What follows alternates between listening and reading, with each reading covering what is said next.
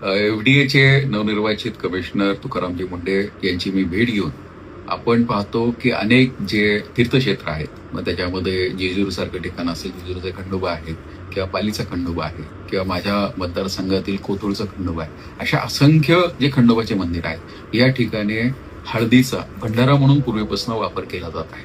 पण अलीकडच्या काळामध्ये आपण पाहतो या भंडाऱ्यामध्ये काही मिश्रण केलं जातं, कारण कायद्यामध्ये भंडारा ही हळदच आहे असं कुठेही नमूद न केल्याचा गैरफायदा काही ठराविक लोक घेतात आहेत आणि याचा तोटा भक्त भाविकांना होतोय, आमच्या श्रद्धेवरती होतोय.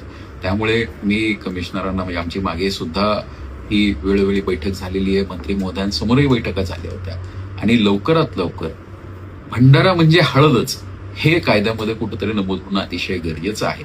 कारण आपण पाहतो एकीकडे म्हणलं तर ते म्हणतात किंवा भंडारा हा उधळला जातो, पण भंडारा ज्यावेळेस उधळतो त्यावेळेस श्वासातनं आपल्या शरीरामध्ये जातो. आपण भंडाऱ्यामध्ये जो काही खोबऱ्याचा भुकटा उधळतो तो खोबऱ्याचा प्रसाद आपण खातो भंडाऱ्यातला, तो आपल्या तोंडातनं शरीरामध्ये जातो. त्यामुळे भंडारा हा हळदच आहे, पूर्वीपासून हळदच भंडारा म्हणून वापरले जात होतं आणि हळदच भंडारा म्हणून विकला गेला पाहिजे या मानसिकतेचे आम्ही सर्वजण आहोत.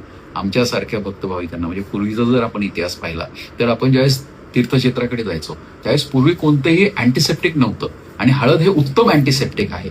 त्यामुळे हळदीचा भंडारा म्हणून वापर केला जायचा. एखाद्याला कोणाला जखम असेल, त्वचेचे आजार असतील किंवा संसर्जन्य आजार असतील, ज्यावेळेस यात्रेमध्ये अनेक लोक एकत्र येतात. आता माझ्या गावच्या यात्रेमध्ये आपण भंडारा हा वापरला जातो, म्हणजे हळद वापरली जाते. त्यास संसर्जन्य आजार कोणते पसरू नाहीत. एखाद्याला कोणती इजा झाली असेल, जखम झाली असेल तर ती बरी व्हावी.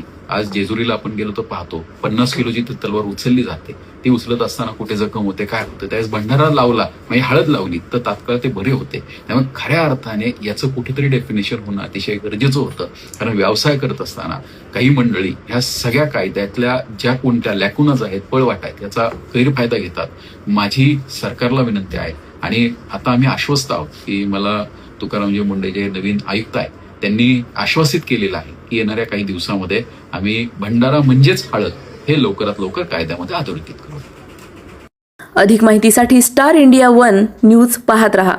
चॅनलला सबस्क्राईब करा आणि अशाच अपडेट्ससाठी बेल आयकॉन दाबा.